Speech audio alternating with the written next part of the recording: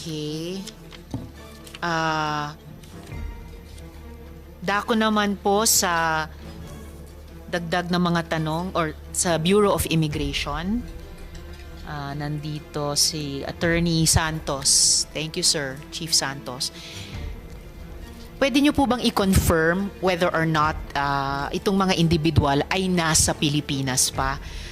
Alice Guo, also aka Guo Haping, Guo Jianzhong, Li Wen Ye, Sheila Guo, at Wesley Guo.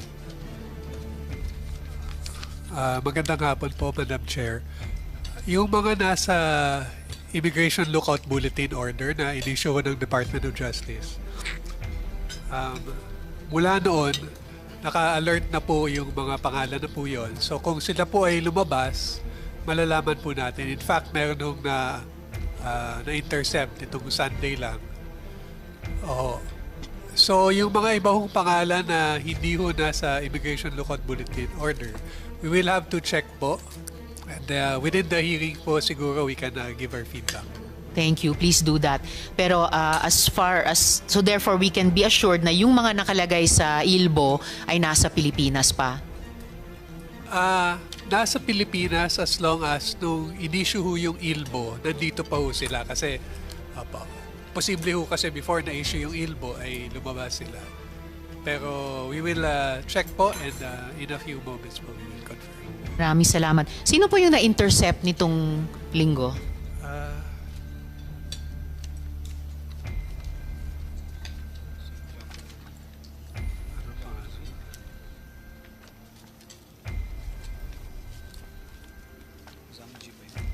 Ang pangalan po ay si Zhang Ji. Sorry? Zhang Ji. Z-A-G and then J-I? Z-H-A-N-G-J-I-E. Zhang Jie. Zhang Jie. Sino po sila? Doon sa aming press release po, ma'am, identified ho by PAOK as a manager sa Lucky South 99. Okay. And tatalakayin din naman po natin yung na-raid ng PAOK na Pogo Hub doon naman po sa Porac, Pampanga. Oo, a little later during this hearing. Ang BI po ba nag-conduct ng sariling probe dun sa SIRV, Special Investment Residence Visa ng Guo family. Gayon din sa posibleng iba pa nilang mga visa tulad nung SRRV, no, yung Special Retirement Residence Visa. Tama po yan, ma'am. Sumulat si Commissioner Tansinco sa DTI, Board of Investments, for the SIRV and sa PRA for the SRRV. So, parang binavalidate nyo lang yung sinabi ng mga ibang resource persons natin earlier. Yes, ma'am. Okay. Tapos, ang Bureau ba nag-exercise ng any kind of oversight sa lahat ng klaseng mga visas na ito?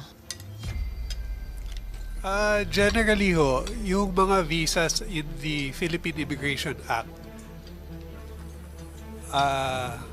except for the 9A, Bureau ho yung nag-i-issue, nagpa-process. Tapos there are visas uncovered by special laws na kagaya ho nung sa SIRV and SRRV, ang processing is done not by the Bureau of Immigration but by the Board of Investments and the PRA respectively.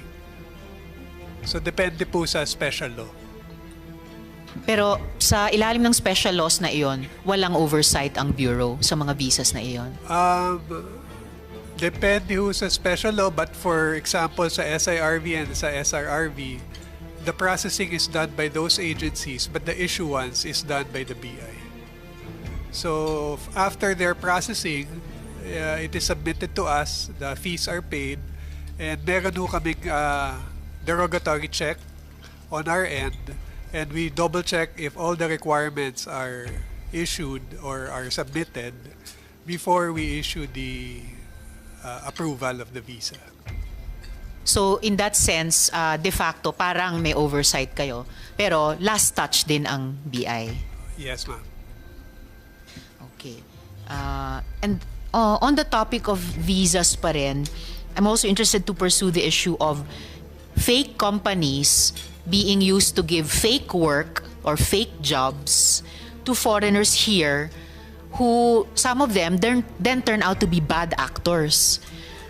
Hindi po ba a few months ago nagkaroon ng expose on these canceled work visas? Napagalaman na peke pala ang mga sponsoring companies. So, hindi lang pala fake trabaho, fake kumpanya pa. Mukhang ang lumalabas, ang ilan sa mga POGO bosses got in through this modus operandi. And my office will send you a list po, Attorney, Chief, a list of passport photos. And please send their visa details to the committee. We will do that, Madam Chair. Salamat po, Attorney. And then, additionally for BI, ayon po sa travel records ni Guo Jianzhong, yung inaakala nating ama ni Alice Guo, the first time he was here was in 1994, ayon sa travel records niya. Accurate po ba yon? Kasi kung totoo, paano na-conceive si Alice Guo?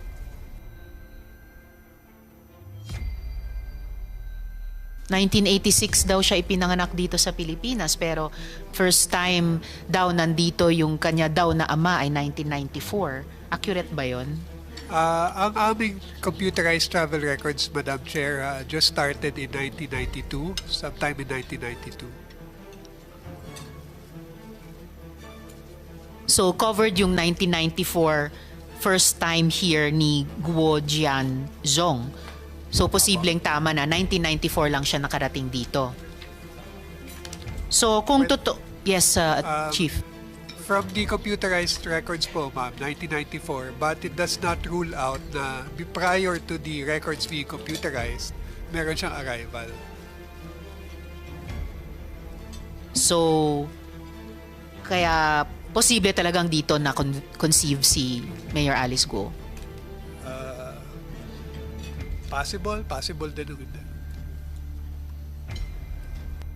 So possible din bukod sa Immaculate Conception. Pero dahil 1992 lang na computerized, posibleng dito talaga.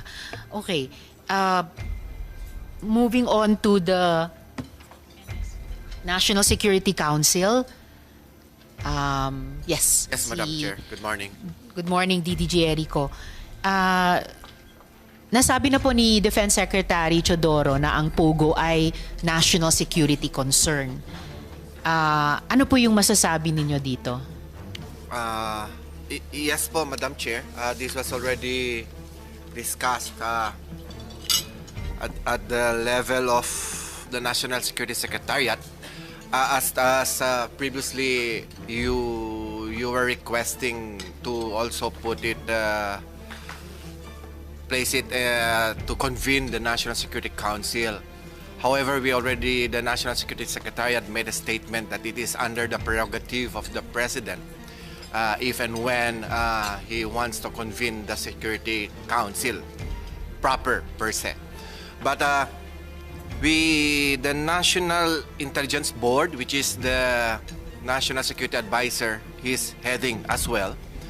And we are tackling this issue, and fortunately we were able to put this in the agenda. We'll be having no less than the executive director of the PAOK-C to discuss the topic itself, and to some other items on the issues of the issuance of fraudulent, illegal issuance of Philippine documents and identification cards. So we, the National Security Council Secretariat, fully support on the shall I say, on the initiative being undertaken by Madam Chair and senators on the different senator solution that the chair is handling at the moment, Madam Chair. And thank you very much. Oh, thank you very much also for the support. At dahil sinabi nga ng National Security Secretariat na under the prerogative ng presidente ito, so nire-reiterate ko po yung panawagan na i-convene ni presidente ang NSC, talakayin kung national security threat nga ba ang POGO at kung oo, iutos nila na itigil na ang POGOs dito sa ating bansa. And very good to know na ang PAOK mismo ay magbibigay din ng briefing sa NSC. Kasi hindi po ba national security risk yung posibleng non-Filipino citizens ay nagpapanggap at nagiging parte pa ng gobyerno? Tama po kayo, Madam Chair. Ito po ay posibleng national security risk on the part of our country. Kaya nga po, tinatalakayan din po natin sa Executive Department level, Madam Chair. Maraming salamat, DDG Erico. Dear colleagues, huling tanong ko na po ito. Sorry. Huling tanong muna sa PAOK before moving on. Sorry to interrupt you, Secretary. Pwede po ba kayong magbigay ng... Okay, mamaya na ito. Kasi before we move to PORAC, huling tanong ko na po sa ngayon tungkol dun sa Bamban, Mayor Alice Guo investigation natin. So, would my dear colleagues like to ask questions about Mayor Alice Guo and Bamban bago bibigyan ko muna si Sen Lito ng opening statement, and then we can pose questions about the PORAC investigation naman. Yes, Sen Sherwin. Thank you very much, Madam Chair.